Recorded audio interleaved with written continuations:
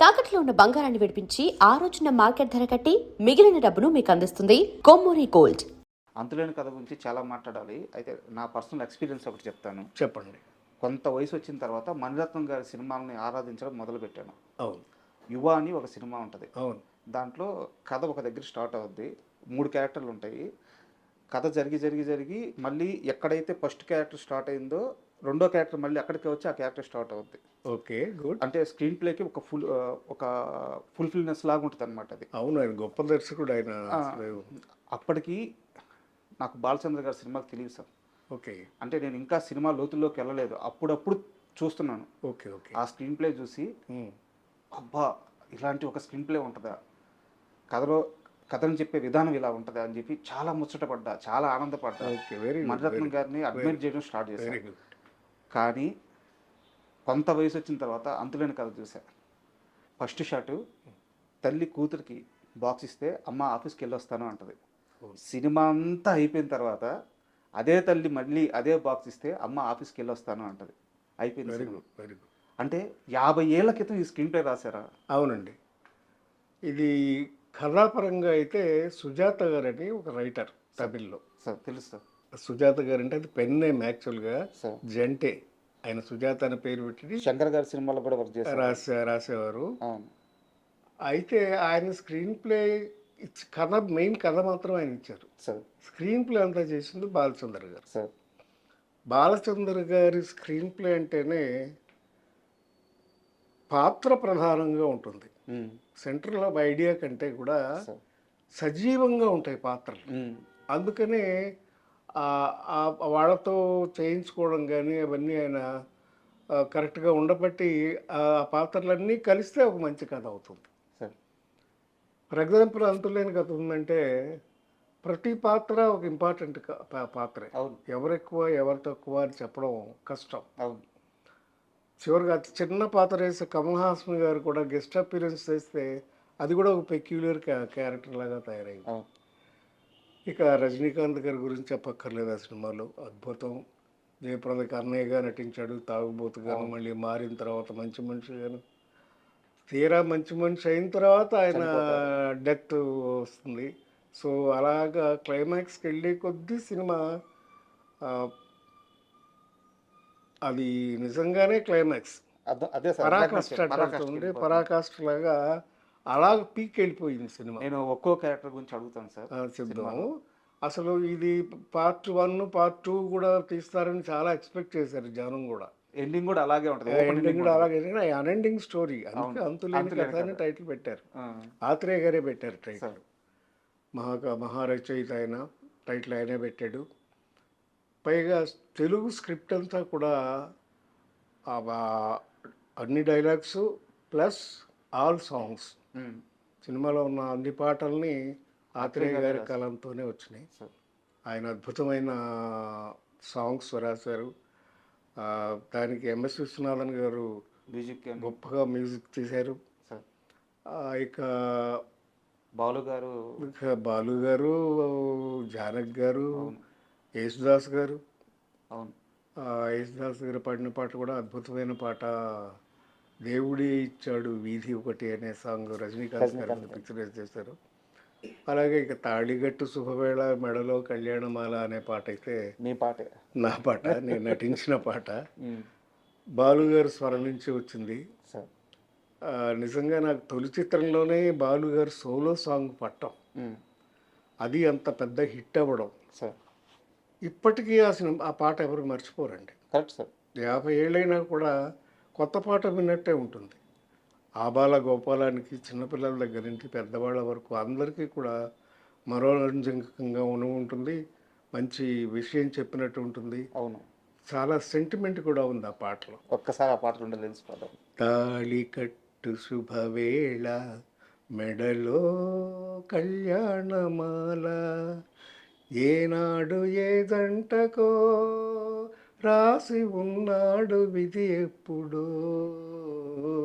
తాళి కట్టు శుభవేళ మెడలో కళ్యాణమాల అవుతుంది పాట.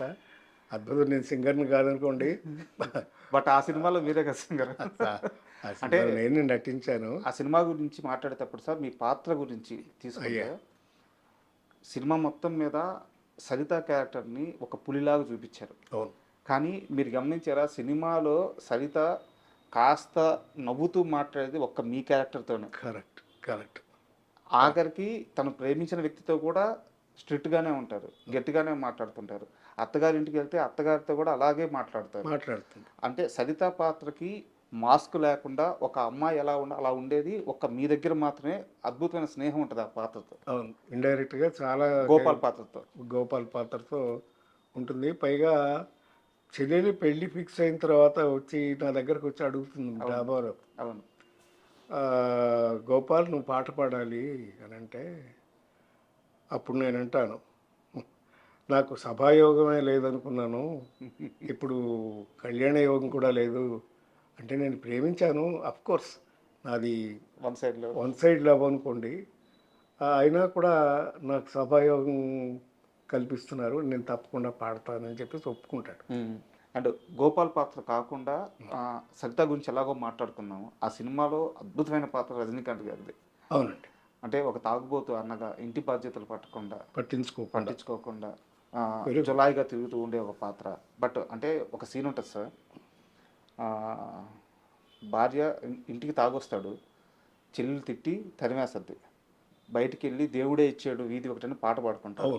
అయిపోయిన తరువాత అర్ధరాత్రి వచ్చి భార్యతో బిడ్డను అక్కడ వదిలేసి భార్యను తీసుకెళ్ళి లోపల గదిలో శృంగారానికి వెళ్తారు. వెళ్ళి చెల్లెలు లేచిన తర్వాత ఆ బిడ్డ ఏడుపుని లేచిన తర్వాత బయటకు వస్తే ఒక లుంగి కట్టుకొని వచ్చి నిలబడతారు రజనీకాంత్ పాత్ర. అక్కడ మొహం మీద తిడతారు మన సరిత పాత్ర, ముండా అంటుంది. అంటే ఒక పాత్ర కోసం ఆయన ఆ రోజుల్లో ఉన్నాడు. అంతేకాకుండా తర్వాత ఒక సీన్లో కన్న కొడుకే నోటు మీద ఉమ్మేస్తాడు, అవును, ఫేస్ మీద. అవన్నీ పడతాడు, అన్నీ బాగానే చేస్తాడు. అలాంటి సిచ్యువేషన్స్లో తీయడం అనేది చాలా కష్టం. ఫర్ ఎగ్జాంపుల్ ఒక షాటు దాంట్లోనే పెట్టారు, ఆ తాళి దేవుడే ఇచ్చాడు వీధి ఒకటిలో. ఒక్కొక్కసారి రజనీకాంత్ గారు బయట రోడ్డు మీద పాట పాడుతుంటే ఈవిడ ఒక్కొక్కసారి ఒక కర్టన్ క్లోజ్ చేస్తుంది, అవును, మళ్ళీ పక్కెచ్చి మళ్ళీ సిగరెట్ వేస్తాడు, అవును, మళ్ళీ కర్టన్ వేస్తుంది, మళ్ళీ ఇంకో చాటుకి వెళ్ళి మళ్ళీ సిగరెట్ వేస్తాడు, మళ్ళీ కర్టన్ వేస్తుంది. ఇలా ఒకటే షాట్ పెట్టారు ఆయన డైరెక్టర్ గారు, సింగిల్ షాట్ అది మొత్తం చేయాలి. కర్టన్ వేస్తే ఈయన సిగరెట్ పట్టాల. ఓకే, అట్లాగా దగ్గర ఒక 50 టేకులు అయ్యాయి. అబ్బా. ఎందుకంటే ఆయన సరదాగా రజనీకాంత్ చూపించాడు ఒకరోజు, సార్ ఇట్లా సిగరెట్ వేస్తుంటే బాగానే ఉంది, అయితే వాడదాం అని చెప్పి షర్ట్లో వాడాడు. అది తమిళంలో కూడా ఉండదు సిగరెట్ వేయడం. అయితే సాయంత్రం ప్యాకప్ అయిపోయింది, నెక్స్ట్ డే స్టార్ట్ చేశారు. అది నైట్ ఎఫెక్ట్, ఆ నైట్లే షూట్ చేయాలి. అందుకని 6 గంటలకు మొదలుపెట్టి రాత్రి 10 దాకా చేసేవారు. రెండో రోజు మళ్ళీ ప్యాకప్ అవుతుంది, ఇంతవరకు షాట్ ఓకే అవ్వాల. రజనీకాంత్ గురుగారి దగ్గర, గురువుగారు నేను చేయలేను, నాకు వదిలేయండి ప్లీజ్, మార్చండి సార్ షాట్ అన్నాడు. ఎందుకు రాదు, చేయగలవు నువ్వు, చెయ్యి అని చెప్పి అప్పుడు ఓకే చేశాడు ఆయన షాట్. అలాంటిది ఎక్స్పెరిమెంట్లు చాలా ఉన్నాయి ఆ సినిమాలో. సార్ ఇక్కడ చిన్న డౌట్, యాక్చువల్గా ఆ పాటలో కానీ ఆ సినిమాలో కానీ ఆ రజనీకాంత్ సిగరెట్ ఎగరేసి పట్టుకునే ఆ స్టైలు, నిలబడే ఆ స్టైలు, దానివల్లే ఆయనకంటూ ఒక మంచి సినిమాలు రావడము, మంచి ఇమేజ్ వచ్చేసింది ఆయన. ఆ రోజు కానీ బాలచంద్ర గారు ఏ మాత్రం కాంప్రమైజ్ అయ్యి వదిలేయ్యా అని ఉంటే ఏమయ్యేది? అదే ఆయన గొప్పతనం. ఎందుకంటే ఇంకొకటి చాలామంది డైరెక్టర్లు అంటే అనకూడదు, వాళ్ళు చేసి చూపించేస్తుంటారు. అప్పుడు ఏమవుతాయి, ఈ క్యారెక్టర్లన్నీ వాళ్ళలాగే బిహేవ్ చేస్తాయి, అందరూ ఆ డైరెక్టర్ లాగానే ఉంటారు, పేర్లు అనవసరం. బాలచంద్ర గొప్ప ఏంటంటే ఆయన చేయడు, చేసి చూపించడు, నీలో ఎంత టాలెంట్ ఉందో దాన్ని బయటికి లాగుతాడు. That's his technique.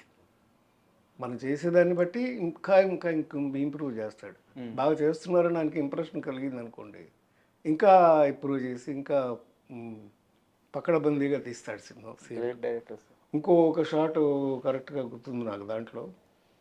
ఆ ఒక సీన్లో వచ్చి రజనీకాంత్ వచ్చేసి జయప్రదని తిడతాడు, ఏంటి పౌడర్లు రాసుకుని లిప్స్టిక్ రాసుకుని వెళ్తున్నావు, అవును సానిదానిలా అవును అంటాడు. అవును.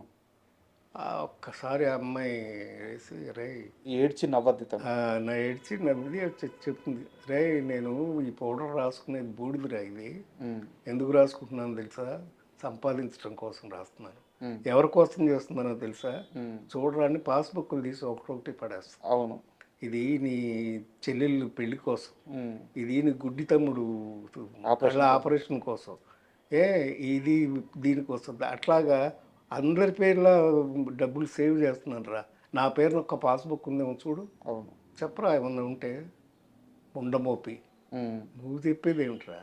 ఆ రోజున నువ్వు వచ్చి నిలబడు, ఉమ్, ఇంటి పెద్దగా నిలబడు, ఆ రోజు నేను ఇంట్లోంచి నువ్వు మెడబట్టి బయటికి ఇంటూ నేను హాయిగా వెళ్ళిపోతా అవును. అని చెప్తుంది.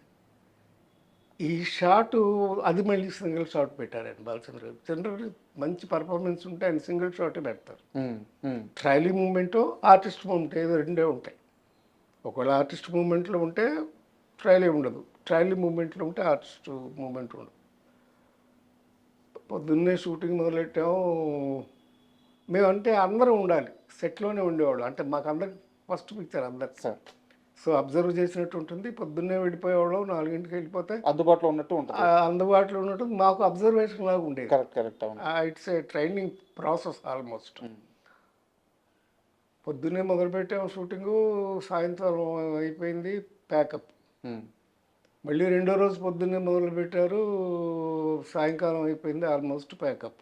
కాలేదా షార్ట్ కాలేదా? షార్ట్ ఓకే వాళ్ళ. ఆ, జయప్రద చిన్నపిల్ల ఆల్మోస్ట్, అప్పటికి తనకి ఒక 17 ఏళ్ళు 18 ఏళ్ళు అంతే ఉంది, అనుభవం కూడా లేదు. అవును. అంటే మేమంటే కొంచెం ఇన్స్టిట్యూట్లో ట్రైన్ అయ్యి వెళ్ళాం కనుక రజనీకాంత్ కానీ నేను కానీ అందుకుని చేసేవాళ్ళం. ఉమ్, తనకు నిజంగా కంగారు పడిపోయింది. ఉమ్, మేకప్లో రూమ్లోకి వెళ్ళిపోయి నేను రాజమండ్రి వెళ్ళిపోతాను, నా సినిమా వద్దు ఏడ్చేసారా? ఏడుస్తుంటే అప్పుడు పక్కనే కూర్చుని నేను రజనీకాంత్ మేకప్ రూమ్ అక్కడే ఉమ్, న్యూటన్ స్టూడియో అని బాగా గుర్తుంది. లేదమ్మా నువ్వు ఏమాత్రం డిసప్పాయింట్ అవ్వద్దు, ఇది నీకు బ్రహ్మాండమైన పేరు తీసుకొస్తుంది, నువ్వు పెద్ద హీరోయిన్ అయిపోతావు, స్టార్ అయిపోతావు అని చెప్తే అప్పుడు ధైర్యంగా వెళ్ళి చేసింది, మళ్ళీ షార్ట్ ఓకే అయింది. యాక్చువల్గా